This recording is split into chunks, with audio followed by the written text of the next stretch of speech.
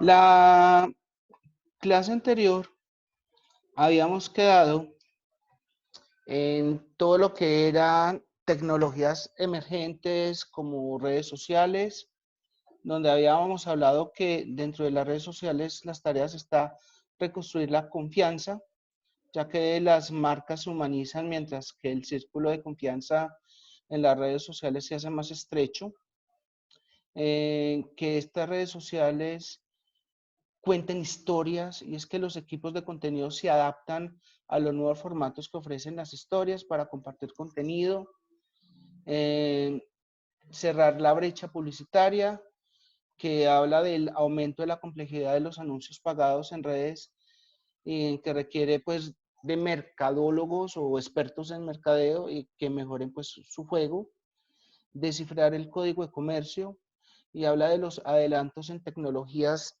de compra en redes que estimulen finalmente las compras, y por último las plataformas de mensajería que se comen al mundo. Los usuarios requieren de mejores experiencias sociales y ya sería uno a uno, ya no es generar una campaña publicitaria para todo el mundo, sino tratar de llegar a cada persona como tal. Y posteriormente a eso, esto no me está pasando, listo. Dentro del Internet de las Cosas, aparte de las redes sociales, también tendríamos lo que es IoT o Internet de las Cosas. En este Internet de las Cosas, eh, podríamos definirlo como un sistema de dispositivos de cómputo que se interrelacionan entre sí. Por eso la imagen que puse ahí donde hay una nevera, una casa, un televisor, un vehículo, un aire acondicionado, en fin, eh, que se pueden interrelacionar como tal. Máquinas mecánicas y digitales, objetos, animales o personas que tienen identificadores únicos y la capacidad de transferir datos a través de la web, sin requerir interacciones humanas o de humano a humano a una computadora. Y más adelante vamos a ver algunas aplicaciones. Digamos que algo en el Internet de las Cosas que se puede dar es ser una persona con un implante de un monitor del corazón, pero no un implante que solamente le controle el ritmo, sino que le pueda mandar información a su cardiólogo. Podría ser una opción a través de biochips que le pongan a los implantes al corazón, y que obviamente si ese paciente cardíaco tiene alguna arritmia o alguna alerta, pues inmediatamente esa información sube a la nube y se le envía a los familiares o inclusive al especialista que lo está tratando. Mm, Automóviles que tengan sensores incorporados para alertar al conductor cuando la presión de los neumáticos es baja, o inclusive cualquier otro objeto natural o artificial al que se le pueda asignar una dirección IP y darle la capacidad de transferir datos a través de una red. Inclusive ya hay GPS, podrá sonarme muy tipo MI6 o muy tipo James Bond, pero implantes de microchips que se le ponen a ciertos políticos o empresarios con ubicación de GPS, pues si llegan a ser objetos de secuestro, poder tener una reacción rápida y ubicarlos y evitar dicho suceso. Digamos que el Internet de las Cosas también ha llegado a evolucionar desde la convergencia de las tecnologías inalámbricas, sistemas de microelectromecanismos, que es como se le denomina MEMS, microservicios e Internet. La convergencia ha ayudado a derivar las paredes de los silos entre la tecnología operativa, que es OT, y la tecnología de la información, que es TI. Y por eso hoy hablamos de IoT o Internet de las Cosas, permitiendo que los datos no estructurados generados por máquinas sean analizados para obtener información que impulse las mejoras. Y miren lo que decía en su momento Kevin Aston, no sé cómo se pronuncia, Simón, no me vaya a gozar, cofundador y director de Auto ID Center, obviamente es una dirección del MIT, donde mencionó por primera vez en una charla con P&G o Procter Gamble en el año 99 del siglo pasado lo siguiente. Y me va a permitir citarlo.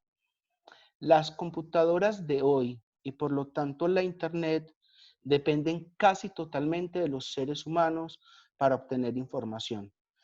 Casi todos los aproximadamente 50 petabytes, un petabyte es más o menos 1024 terabytes de datos disponibles en Internet, fueron capturados y creados por seres humanos, escribiendo, presionando un botón de grabación y tomando una imagen digital o escaneando un código de barras. El problema es que la gente tiene tiempo, atención y precisión limitados, lo que significa que no son muy buenos para capturar datos sobre cosas en el mundo real. Si tuviéramos computadoras que supieran todo lo que hay que saber acerca de las cosas, utilizando datos de recopilación, sin ninguna ayuda de nosotros, podríamos rastrear y contar todo y reducir en gran medida los desechos, las pérdidas y el costo.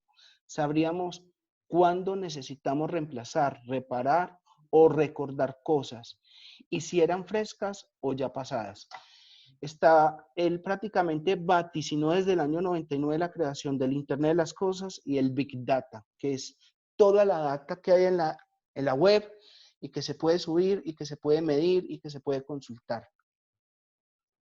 Y si vemos aplicaciones, podríamos hablar de industrias que están aplicando el Internet de las Cosas y una de ellas se denomina la agricultura de precisión.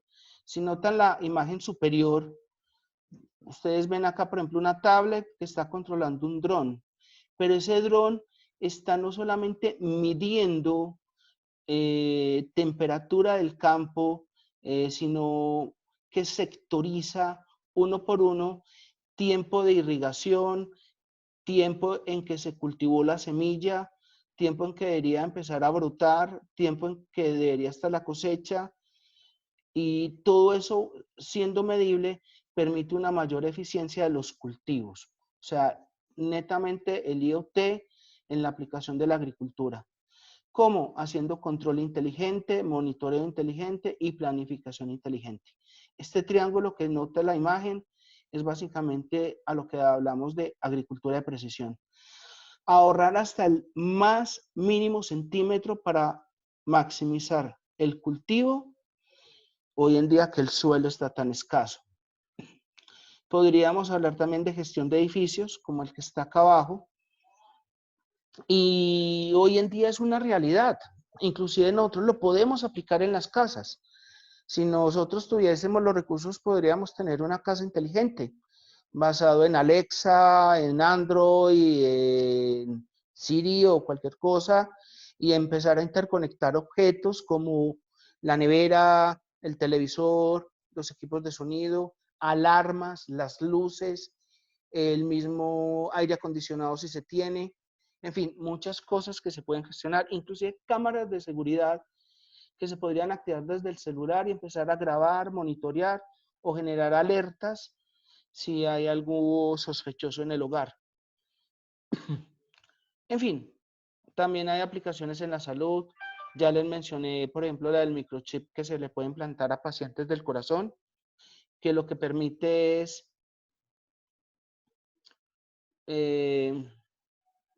monitorear constantemente su frecuencia cardíaca, cómo está el estado de su corazón y en algún momento de alguna arritmia poder generar una señal de alerta a sus familiares o inclusive al médico tratante. La energía, el transporte.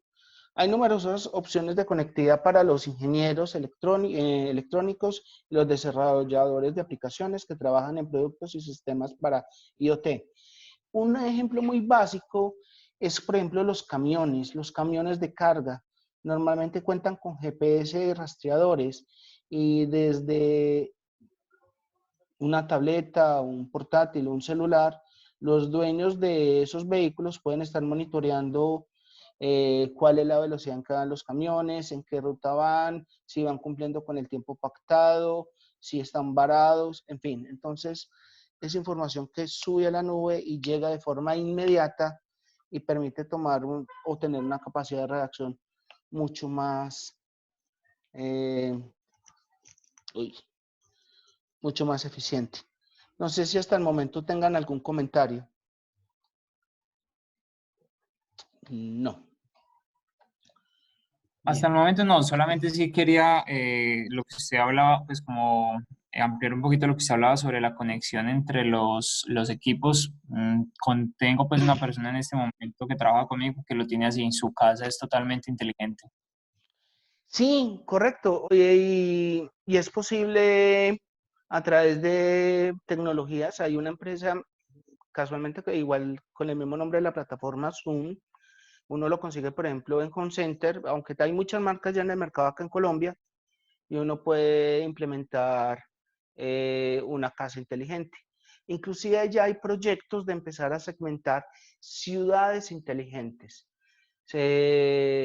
semáforos que se interconecten entre sí, que puedan tener la capacidad de rastrear la necesidad del tráfico y que se autogestionen a través de modelos matemáticos complejos, donde diga, bueno, usted está en verde y yo en rojo, pero resulta que yo en rojo tengo vehículos y usted que está en verde no está pasando nada, hagamos algo y empecemos a generar movilidad en la ciudad.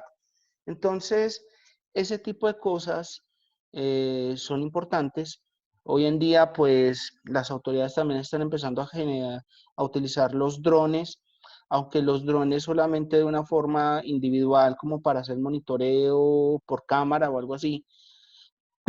Pero ¿qué tal si esos mismos drones estuvieran equipados para inmediatamente vean una imagen, que esa imagen a través de algún algoritmo le diga, no, ojo que eso es una alerta, le genere una señal de alerta al guarda de tránsito o a la agente de policía que lo esté monitoreando o gestionando para decir, no, es que acá hay una alerta y vengan para acá, entre muchas otras cosas. Y de esa alerta empezar a interconectar, no sé, semáforos y todo eso para generar un cordón de cierre al delincuente. O sea, son muchas cosas las que se pueden tener como aplicación en el Internet de las cosas, obviamente teniendo una información clara eh, y muy, muy, muy bien elaborada. Bueno, ¿algún otro comentario por el momento o no? Simón, lo noto muy callado hoy. Por acá me están escribiendo por el chat. A ver, yo veo. Todo en orden. Ok. Bien. Listo, muchachos. ¿Qué más es? Bien. Miren que estas son las aplicaciones de lo que es la agricultura de precisión y las ciudades inteligentes o inclusive la gestión de edificios. Es que la gestión de edificios habla no solamente de las casas inteligentes, es cómo poder administrar la energía de un edificio basado en el número de personas que hay. Eh, Tratar de mencionar que los aires acondicionados obviamente son más eficientes cuando hay menos personas y que se le tiene que dar mayor fuerza al aire acondicionado cuando más gente hay en el edificio. Entonces, si él es capaz de medir el número de personas que hay en el edificio y conforme se vaya vaciando el edificio, va bajándole la presión al aire acondicionado, inclusive va apagando luces donde ya las locaciones van quedando vacías. El ahorro en energía va a ser mucho más óptimo. No tener que esperar a que todo el edificio esté completamente vacío para empezar a apagar luces o para empezar a apagar los aires, sino que ir graduando el aire a través de su potencia, irlo bajando poco a poco y irlo solventando. Bueno, ¿algo más? No. No, todo está bien. Bien. Ok. Acá estoy hablando de la infraestructura tecnológica de los productos inteligentes y conectados. Digamos que cuando hablamos de esta infraestructura, hablamos de identidad y seguridad. Hablamos de que esta identidad y seguridad debe converger a, uno, nube del producto. ¿A través de qué? Aplicaciones, reglas, big data. O sea, no que sean solamente subir datos, sino que sean analizables, medibles, autogestionables. Plataforma, tener una plataforma de aplicaciones y obviamente bases de datos de productos, que obviamente converjan a una conectividad y yo me atrevería a decir interconectividad. Y por último, hablar de el producto, software y hardware. ¿Por qué? Porque hay que saber bajo qué bases de datos, motores de bases de datos, páginas web, aplicaciones, apps, se va a estar manejando todo este tema de la infraestructura tecnológica de los productos inteligentes y obviamente hacia qué productos, hacia qué equipos se van a interconectar. Entre ellos tenemos también para converger hacia este centro las fuentes de información externa que son importantes. Hay que saber cómo se va a alimentar esta información, quién la va a nutrir y cómo se va a nutrir. No que pase como el fiasco de Wikipedia, por ejemplo. ¿Por qué fiasco? Eh, ¿Cómo? ¿Por qué fiasco? Eh, Simón, lo digo en el sentido de que, a ver, para mí Wikipedia fue una de las ideas más geniales que ha habido en Internet. Pero, ¿qué pasó?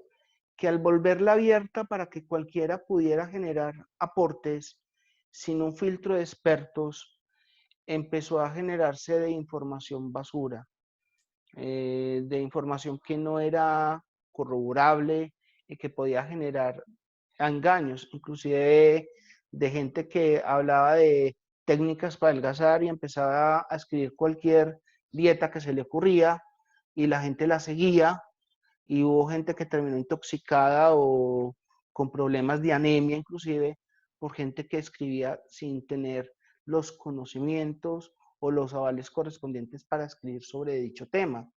Por ejemplo, Sí. yo no soy el experto para hablar de logística y yo veo un concepto de logística y entonces digo, yo pienso que es otra cosa y empiezo a escribir cualquier barra basada sobre logística ahí en Wikipedia y ahí quedó grabado. Y el que la consulta, ahí quedó. Así fueron los inicios de Wikipedia. A ese fiasco es al que me refiero. Y por eso es necesario saber quiénes van a ser las informaciones externas y cómo se van a nutrir esa información. Pues obviamente hoy en día Wikipedia sí ha tenido un gran filtro y ha mejorado mucho en la calidad de la información, pero si tú le hubieras preguntado a un docente hace 10 años sobre Wikipedia, te dice ni se le ocurra tocarla. Y eso que todavía se tienen reservas, Sí. porque todavía hay mucha información que no es confiable. Entonces, No, sí, es cierto. De hecho, yo en estos días fui a revisar la página de Wikipedia y encontré un artículo donde estaban hablando de la ministra de Interior, Alicia Arango, y alguien, sí, bueno, hicieron vandalismo, ¿no? Le pusieron algo bastante obsceno en la parte superior. Entonces, pues, obviamente hay gente que revisa y trata, pues, obviamente que el proceso sea correcto, ¿no? Que cualquier persona no meta cualquier cosa, ¿cierto? Con revisiones pendientes, pero sí duró un buen tiempecito y fue un poquito gracioso. No fue correcto, pero sí fue gracioso. sí, en este caso fue algo político, pero créeme que en lo académico, en lo médico ha ocurrido. Y a mí que entren y vandalicen una página de un político de X o Y tendencia, pues también es delicado y no es lo correcto, pero es que estamos hablando de información. Y llevándolo a otro terreno, imagínate que alguien escriba cualquier barra basada sobre un tratamiento sobre una enfermedad y alguien que sea bien hipocondriaco se ponga a consultarlo y a seguirlo, creo que los desastres pueden ser fatales. Y Sí, eso, y eso es a lo que yo me refiero. La información siempre hay que saberla filtrar y siempre hay que saberla medir. En su sí. momento, no sé si recuerda, Simón, cuando vimos riesgo, que yo les hablaba también de las fake news y fuentes de información. Ah, sí, sí, sí, sí, Correcto. sí. Metro. Sí, pero más que por el tema político, es por la desinformación que se llega a través de las redes sociales. Claro. Em, Inclusive con el tema del COVID-19 ha pasado mucho. Gente que Uh, empieza a sacar videos o posts o infografías sobre tratamientos efectivos contra el coronavirus. Imagínate una persona que de pronto sea positivo para esta enfermedad y por el desespero de salir adelante de esto empieza a seguir alguna de esas recetas y lo que haga es complicarle más su estado de salud. ajá. O, por ejemplo, cuando salió la noticia confirmado, no se puede suministrar ibuprofeno a los pacientes con coronavirus y que después terminaron desmintiendo la información porque salieron diciendo que no había evidencia científica contra ello. Sí, que estaban O diciendo que el ibuprofeno estaba, podía generar, ¿cómo era? Mayor alcance de la enfermedad, algo así decía. Y también hay una señora, yo me acuerdo, el día de mi cumpleaños yo me levanté y lo primero que vi, me mandaron todo el mundo el mismo video de una señora en España diciendo que ya habían más de 100.000 infectados, que iba a haber una hecatombe, que se metieran en las casas. Yo dije, Dios mío, ¿aquí qué pasó? Y después todo el mundo la bardeó en redes sociales porque pues fue, creo que algo bastante irresponsable, ¿no? sí, sobre esas responsabilidades que nosotros hablábamos en ese momento en riesgo.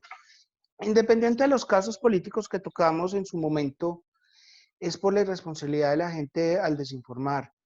Mira lo que ocurrió este fin de semana y que nos pone en peligro a todos. Gente sin oficio que dijo que en la Plaza de Toros de la Macarena, acá en Medellín, la alcaldía iba a entregar unos beneficios para Llanos. los venezolanos. Y salieron todos. No, pero Salieron todos uno no en puede ser manada. tan iluso en esta vida, pues si no hay para nosotros, ¿qué va a haber para ellos? Pues, o sea, Simón, se están anunciando unos apoyos, ayudas, beneficios y empiezan a regar una información. La gente se la cree. ay, Hoy en el Tolima también pasó lo mismo, que iba a haber unos beneficios que le iban a entregar a las personas de extracto 1 en el Tolima y ¡pum! Todo el mundo salió a hacer fila. Entonces mira sí. que por eso es importante las fuentes de información externa y no solamente es clasificarlas, calificarlas, sino también medir su nivel de confiabilidad. O sea, yo siempre, digamos que por ejemplo en el punto de vista político a mí me dicen, no, es que mira lo que está pasando y yo, pero es que mira de la página que me lo estás mandando. Decime qué otra fuente ha publicado esa noticia. Ah, no, esta. Yo, pero esa es la, a conocer a quién sabe quién. Sí. Eh, Dame una fuente oficial o dame un medio de noticias reconocido. Por el momento, para mí eso es una información X. Ese tipo de cosas son las que uno tiene que saber medir, inclusive al momento de manejar el Internet de las cosas. ¿Qué pasa con los... me voy a meter en un tema que es mercadeo. Sí. ¿Cuál es uno de los problemas de la investigación de mercados? Mm, La confiabilidad que se puede tener al momento de practicar la encuesta. es verdad. Digamos que es muy confiable cuando se hace vía telefónica, porque al fin y al cabo el empadronador está siendo grabado. Entonces, por lo menos hay una forma de monitorear. si lo que él recaudó y lo que él reportó coinciden. Pero cuando no, el empadronador puede decir, no, yo recorrí 20 casas, entrevisté a 10 familias y esto fue lo que respondieron. Y él se puede ir es para la cafetería de la esquina y empezar a llenar formularios por su cuenta.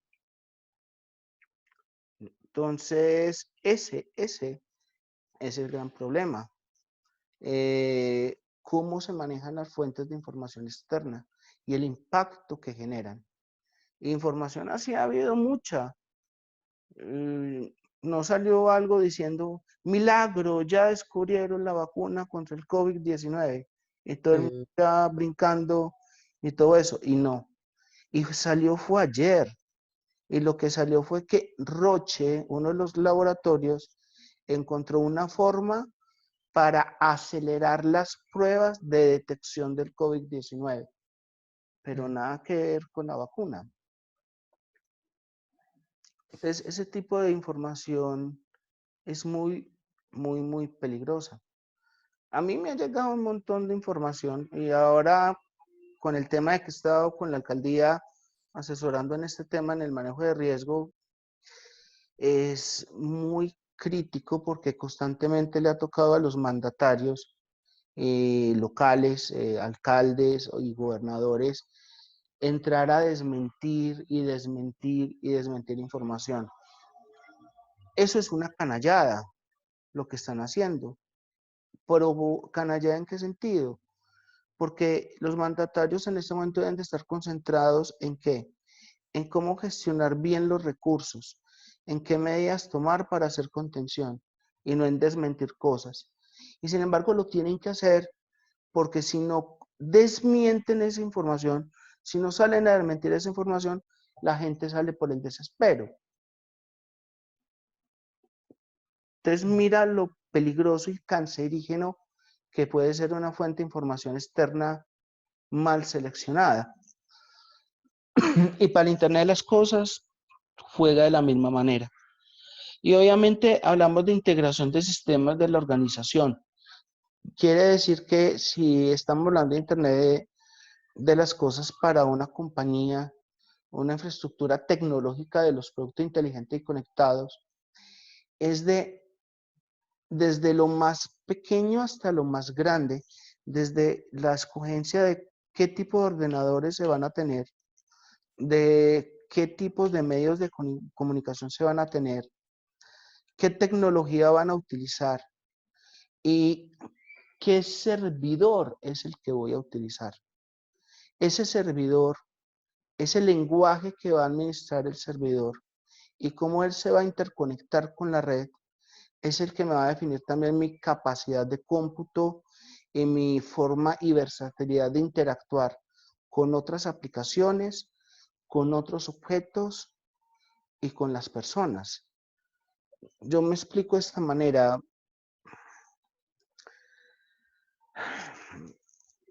La gente, pues obviamente en el mundo celular, yo no sé si va a tocar llagas acá, pero sé que hay personas que son muy amantes a Apple, ¿cierto? Pero el problema de Apple es que solamente es ¿con quién? Con Siri, ¿cierto? Y la interconectividad con otros productos que no sean Apple es muy complicada. Y poder interconectar a un Apple, otro smartwatch que no sea el smartwatch de Apple es muy difícil o imposible. Mientras que, por ejemplo, sistemas de código abierto como Android, la interconexión con múltiples periféricos permiten autogestionar muchas más cosas. Entonces te permite ser más versátil al momento de escoger el proveedor de servicio, quién va a ser el que te va a proveer la plataforma, qué tipo de equipos, qué marca puedes utilizar y todo ello. Entonces, esa integración de los sistemas va también con este eje central que es la interconectividad y la conectividad como tal. Y ya me empezó a contar el tiempo.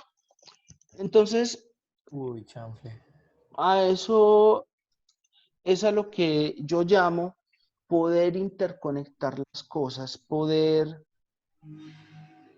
llevar un poco más allá todo lo que es el IoT con las tecnologías emergentes. Entonces, para resumir, hablamos de identidad y seguridad porque obviamente todos esos sistemas deben de ser seguros, así sean de código abierto o cerrado, pero deben de tener un nivel de seguridad pleno. No que, por ejemplo, si yo soy un granjero y estoy manejando mi dron para medir mi terreno, cualquiera pueda llegar, interferir con la señal, manipular mi dron o entrar a mi base de datos y de pronto corromper la información que yo estoy bajando para mejorar y tecnificar mi cultivo. Cuando hablamos de la nube del producto, tener muy en cuenta entonces qué tipos de aplicaciones voy a usar, qué tipo de información es la que voy a subir a mi red, pues o a la red, qué plataformas de aplicaciones voy a emplear y obviamente las bases de datos de productos, esa información, esa data que voy a generar, también qué gestores de bases de datos voy a utilizar. Hablamos de manejadores de información, podemos hablar de SaaS, de manejos de información con Oracle o manejos Como de la información. universidad. ¿Cómo? La universidad maneja Oracle, ¿no? Sí, pero estoy hablando de Oracle como un lenguaje de base de datos, como un manejador de bases de datos. Ah, ok. Ajá. Estoy hablando de Oracle más como un manejador de bases de datos. Y ya. La conectividad o inclusive la interconectividad, pues obviamente ya les dije, yo puedo interconectar cuanto periférico quiera. Yo, por ejemplo, en mi casa no tengo una casa inteligente, pero yo tengo un Smart TV, tengo un bafle de sonido inalámbrico, tengo mi tableta, tengo mi celular, tengo mi portátil y todos están interconectados a la misma red Wi-Fi. Y si no encuentro el control del televisor, pues activo una app y desde el celular manejo el portátil o puedo mandar información. O si me llega un archivo al celular, pues mando a imprimir a la impresora porque la impresora también está interconectada al Wi-Fi. Entonces yo ahí puedo interactuar e interconectar cosas. Perdón un segundo, muchachos, que de pronto es de la alcaldía. No, no es. Entonces puedo contestar enseguida. Y ya, esa es como la información. Esa es como la información que les tengo, digamos, en este primer bloque que hablamos de tecnologías emergentes. No sé si alguien más tenga algo para decir. Luisa, que brilla por su ausencia. Luisa, ¿estás despierta? Hola. Ah, bueno, por lo menos está viva, sí, está viva. Bien, Estoy atenta. ok, no sé si alguien más tiene algo que acotar o decir sobre este tema, o si no, pues cortaríamos y nos veríamos entonces en 20 minutos la condición médica que les comenté. Ajá. Listo, Eh, profe. listo, entonces Está muy voy a claro, la verdad. parar acá